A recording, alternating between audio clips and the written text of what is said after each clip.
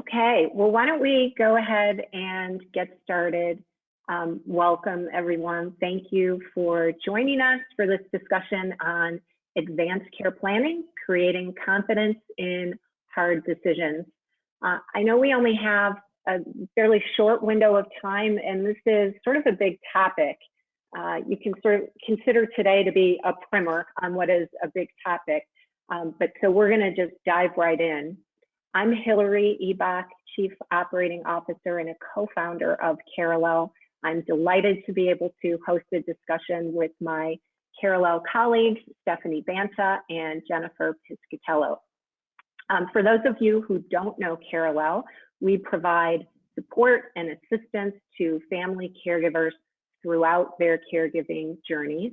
Our team of care advocates, including Jennifer and Stephanie, are caregiving experts who provide guidance and support to family caregivers. And then our digital platform, My Care Desk, provides caregivers with information, tools, and resources to help them collaborate in their caregiving, make good decisions about their caregiving, and generally it just makes caregiving easier. I'm going to pepper Jennifer and Stephanie with some questions today, and you should all feel free to weigh in with your questions at any time via the chat box or the question box, and we will do our best to answer them along the way. And if for any reason we're unable to, we'll follow up with you individually afterwards.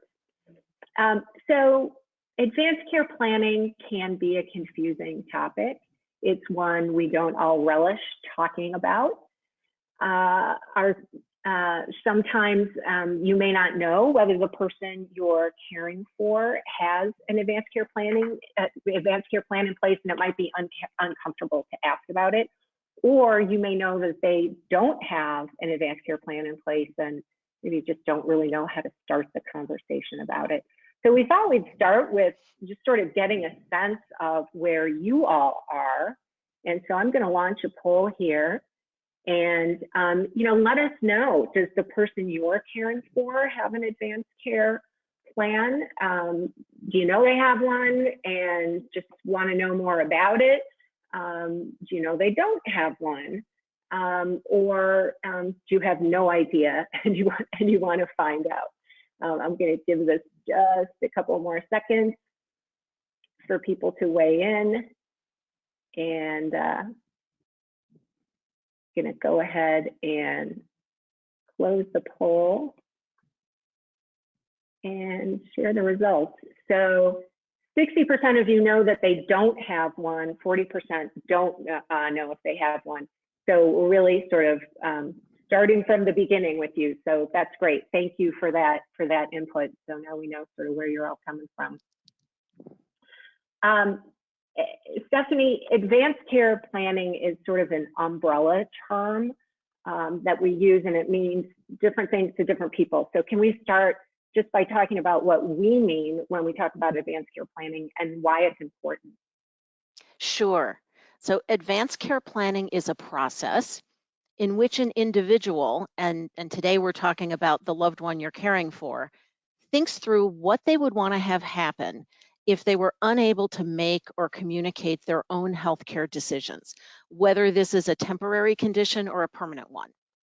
And then it includes documenting those wishes so they're there in written form if and when needed. And those legal documents that contain those wishes are called advance directives. So there are two main components. The first one is choosing an individual who's going to make medical decisions for your loved one if they can't do so for themselves. Then the second part is communicating about the treatments or interventions your loved one would or wouldn't want in various medical situations. So in a sense, it's the instructions for that person. So why is it important to have advance directives in place for your loved one? Well, first, for your loved one themselves, so they know their wishes will be carried out. And this can bring tremendous peace of mind. Second, for you as a caregiver and for other people in your family or close to your loved one. It can be incredibly stressful to be called upon to make decisions for a loved one who suddenly becomes ill or injured when you're unprepared. And this is especially true if you really don't know what they would want and you have to guess under pressure. People in that situation can be left with lingering doubts or guilt or regrets about the decisions they made. So advance directives can relieve that burden. Also, sometimes family members disagree, and that conflict adds to the stress. So having your loved one's wishes documented, and ideally having had conversations with others in the family or close to them ahead of time, can spare your family from conflicts that could otherwise come up and that can sometimes linger for a long time. Third, for healthcare providers, having clarity about who is speaking for the patient and what the patient's wishes are helps providers to create and implement an optimal care plan as smoothly as possible. Additionally, you will find some assisted living communities and skilled nursing facilities may require that people have advance directives before they enter that facility. Got it. So let's dig a little deeper. Stephanie, can you tell us about the possible components of an advanced care plan? Sure. So, as Hillary mentioned, advance directive is the umbrella term, but there are several different kinds of advance directive documents. The two most common ones are the healthcare power of attorney and the living will. So the healthcare power of attorney is the document in which your loved one names the person who will make healthcare decisions for them when they can't do so. And that role is referred to as your loved one's healthcare agent. Often there's a secondary or even a third person who's named as a backup, so that if the first person is unable or unwilling to act, there's clarity about who should step in next. Now, you may have heard of a power of attorney for property. So just to avoid any confusion, that kind of power of attorney names someone to make financial decisions if the person can't do it for themselves. So it's similar, but it's in a different area of decision making.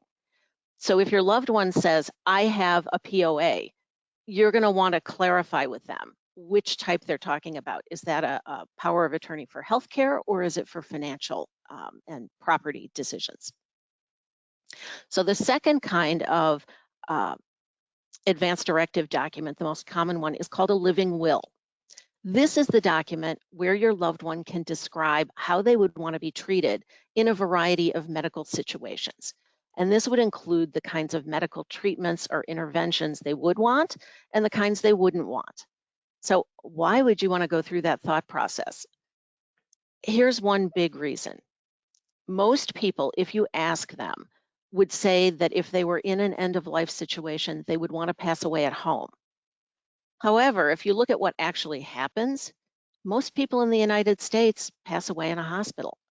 So not deciding about medical interventions can sometimes mean that you get onto a track of escalating interventions that keep you in the hospital.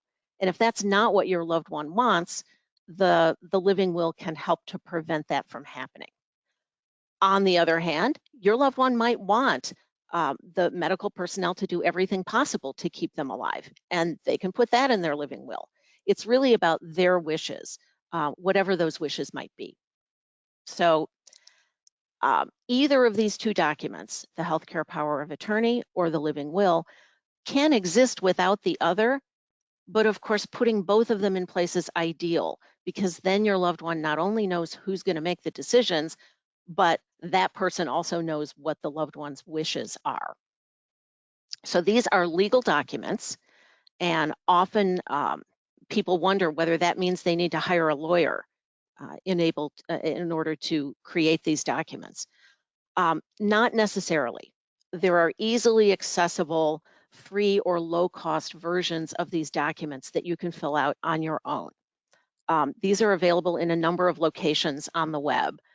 One that we have found very useful is called the 5 Wishes, available at www.5wishes.org. But you can also find them on the AARP website, or your state Department of Public Health may have documents as well.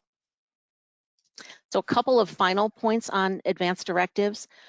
First, if your loved one has ever gone through a process of creating an estate plan, a healthcare power of attorney and a living will may have been included as part of that plan. So it's a good idea to ask your loved one whether they've ever done this. If they have a healthcare power of attorney and living will that were created a long time ago, you'll want to encourage your loved one to review those documents and see if they need to be updated. If they do, your loved one can replace the original documents with new ones. Second, there are a couple of other terms that you may hear that I want to touch on briefly. Those are a DNR, a do not resuscitate order, and a POLST. These are both doctor's orders telling medical personnel in a hospital, a nursing facility, or EMTs that if the patient's heart or breathing stops, they should not intervene with CPR or advanced cardiac life support. The POLST is somewhat more detailed than the DNR, but either of these are orders that your loved one's physician will put in place. And typically they do that under specific circumstances and after consulting with the patient and or the patient's healthcare agent. Got it. Thank you. Super helpful. I know these terms can be really confusing, and so thank you for that very clear explanation. I know as care advocates, you and Jennifer and the rest of the CareLove team have guided people through an advanced care planning process. So can you talk a little bit, Stephanie, about what that process looks like? Sure. The process consists of 3 parts. So it's discussing, deciding, and directing or documenting. So step 1 is discussing. Many people find starting a conversation about advance directives awkward or uncomfortable, but it can be as simple as saying, what would you want us to know if something happened to you? Or sometimes it's easy to introduce it by saying, I have a friend whose dad ended up in the hospital and she and her family didn't know what to do. And it got me thinking, so I wondered if we could talk about what you would want. Sometimes those are more natural ways to bring this up, but it's starting to talk about what might happen and what your loved one might want. Although it's awkward, sometimes you find that your loved one may actually already have been thinking about these things and maybe they didn't know how to start the conversation with you. In other circumstances, if you're worried you might get a negative reaction, sometimes there's a knee-jerk initial reaction, but after the person has a little time to think about it, they may feel more open to it. So step 2 is deciding. That's the loved one actually making the decisions about what their wishes are. And again, the 2 main wishes are who's going to be the healthcare agent and any backup agents, and then the preferences about medical interventions or treatments.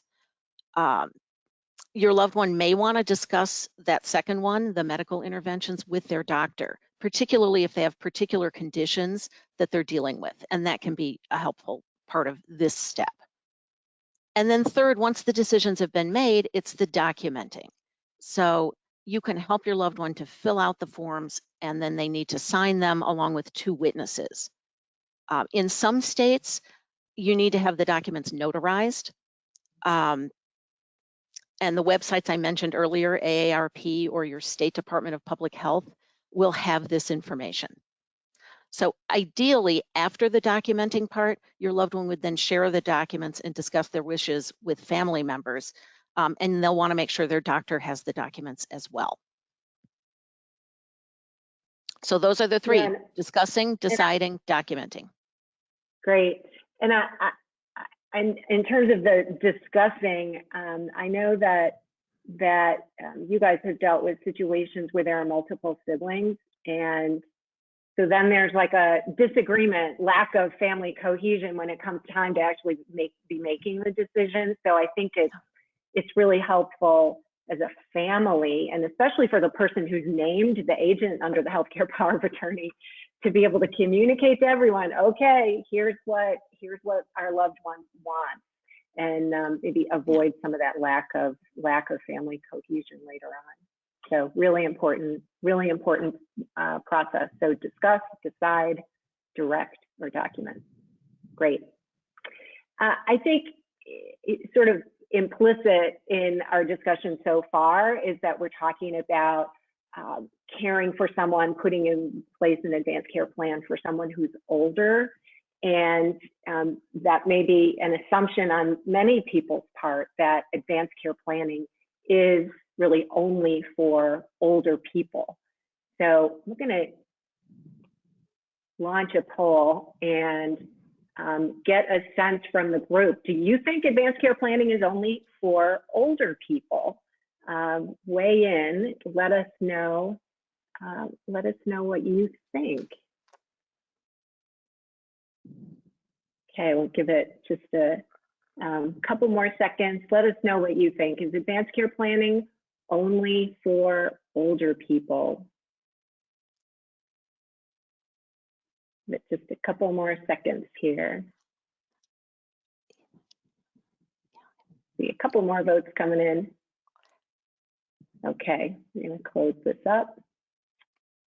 And here's what you told us. You guys are all smart. Smart group. Yes, exactly. So Jennifer, it seems like everybody already knows the right answer, that advanced care planning is not only for older people. But can you tell us, if that's not the case, when is the right time to start thinking about advanced care planning? Yeah, it really is something everyone should think about, and it's never too early to really think about it. Recently, I heard a story about a family I know that had a very unfortunate situation. Their son, a young man at 18-year-old, getting ready to head off to college this fall, found himself in the hospital with very serious complications with COVID-19.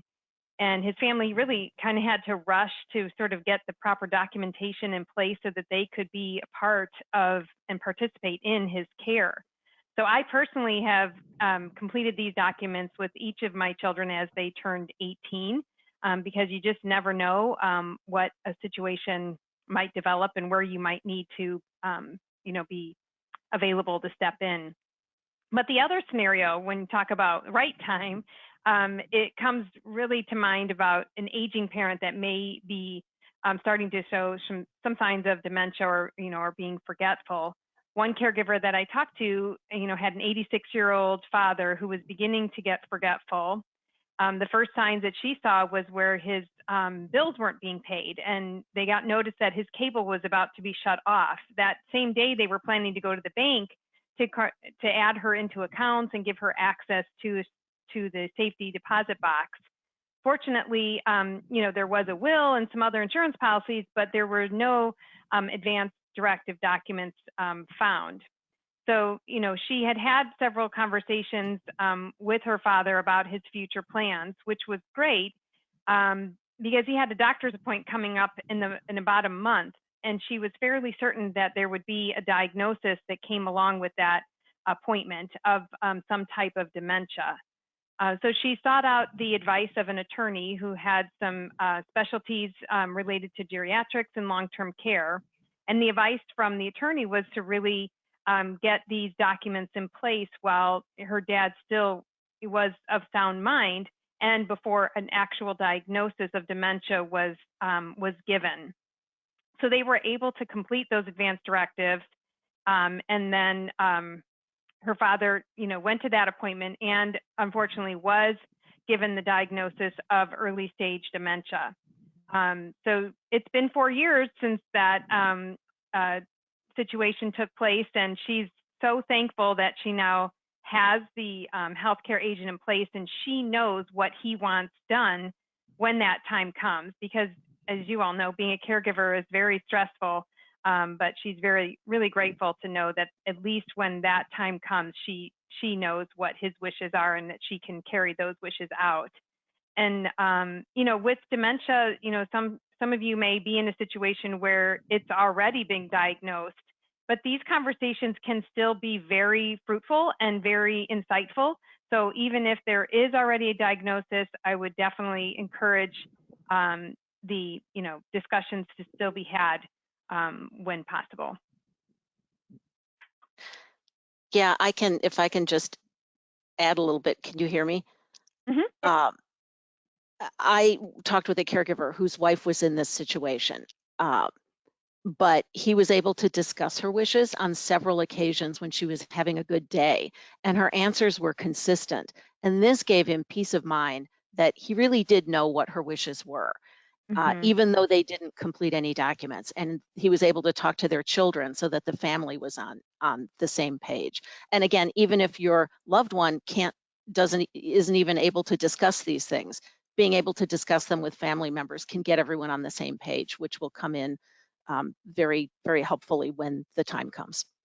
Mhm. For Yep. sure. And not to put too fine a point on it, but the point here is that in order for those documents, the power of attorney and living will, to be legally effective, the person needs to have capacity, right? So the issue here is That's right. if they are suffering from dementia, they may not have capacity, therefore you may not be able to put legally effective documents in place. But as Jennifer and Stephanie are saying, it's still worth it to have the discussions and understand what your loved one's wishes are. So, okay, great. Jennifer, I got another question for you. So some people may be reluctant, some loved ones may be reluctant to talk about advanced care planning because they think that if they put an advanced care plan in place, they're somehow going to lose control over their healthcare decisions. Is that true?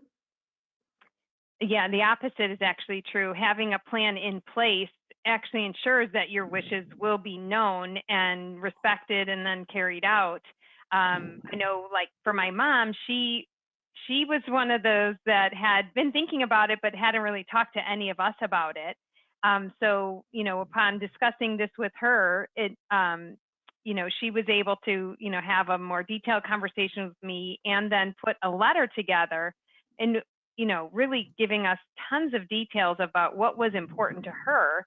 And now all 4 of her kids have a copy of that letter, and we all have this kind of renewed sense of appreciation for what she went through to do that, because we now can carry out her wishes and do exactly as she, would want us to do if she were calling the shots herself. So in essence, she still is in control and is able to do all that because she's put it all in writing and given that to us. So it's really helpful. And I feel like when it comes to the quality of my mom's life, it's very clear on what we would want to do and what she wants us to do.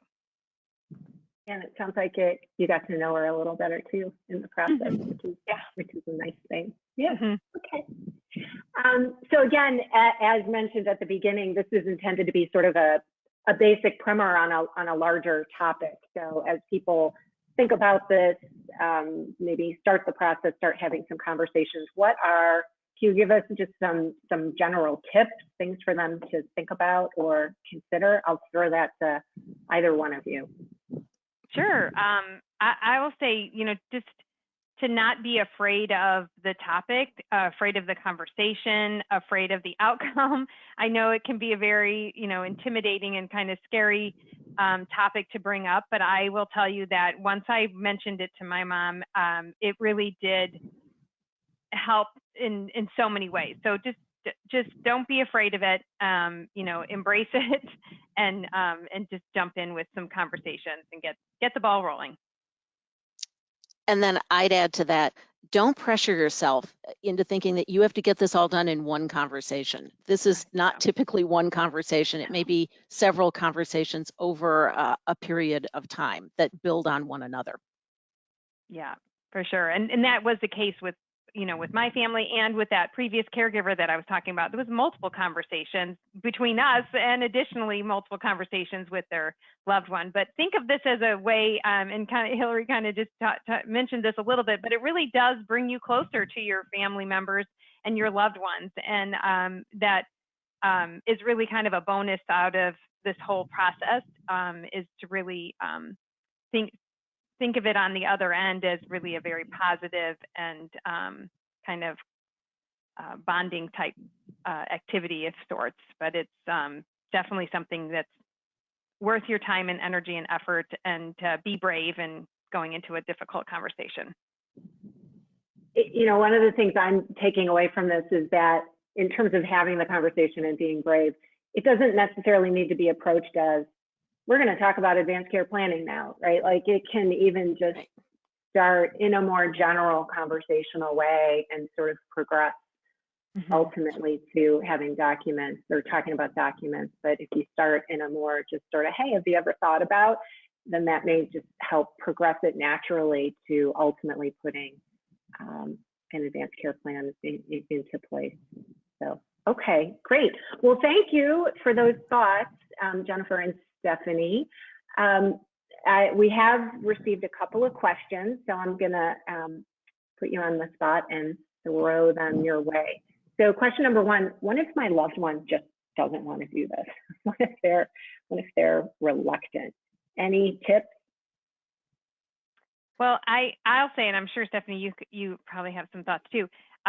You know, it is one of those things that they may be reluctant at the start, but you know, it's a seed that you want to plant, and a discussion that again may take multiple attempts without being so direct and saying, hey, we're going to talk about the end of your life and what you want, but more you know, little conversations and examples of other people, and ultimately, you know, even if they don't want to fill out the document, there's still a considerable amount of value in letting your loved one know that you want to make sure that you're following through what their thoughts are on that and what they would want. Stephanie, you have anything to add to that? You might find it helpful to come up with, sort of start the conversation with an example of someone in a temporary situation. You know, it might be my colleague at work, her mom went in to have surgery, and for a while afterwards she couldn't make her own decisions.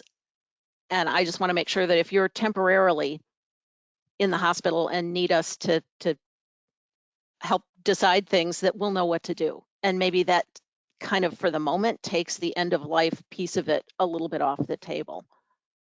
It also might help if you do it yourself. If you don't have one in place, you know, sometimes going through it yourself. I think that's sort of how it went down for me, you know, just looking at the documents myself and then thinking, oh my goodness, we should really probably have these in place for our 20 somethings.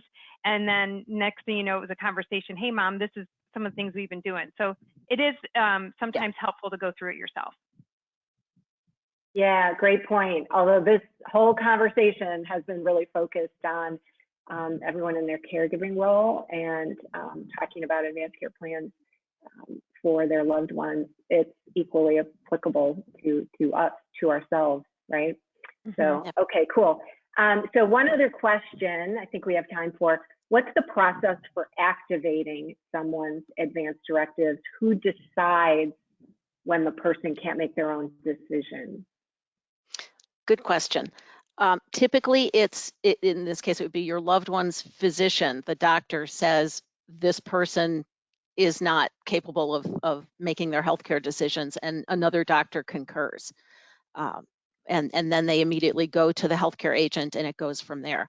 And if this is a temporary situation, then down the road, the same physicians make the determination that now this individual can make their own decisions again, and then they're back to being in charge, and the healthcare agent is no longer making those decisions. Got it. Okay. Well, we are right at time. So thank you to all of you. I hope you found this helpful. After we end, we'll be asking you for feedback. We really appreciate the feedback. It helps us to plan for future webinars. If you'd like to hear more on this topic, great, or other topics related to caregiving, we'd love to hear. We'd love to hear your thoughts on that. We do have another webinar coming up on November 17th regarding coping with dementia and decline. We'd love to see you there. And until then, again, I'll just say thanks, and we wish you the very, very best in caring for your loved ones. So have a great day. Thanks, everybody.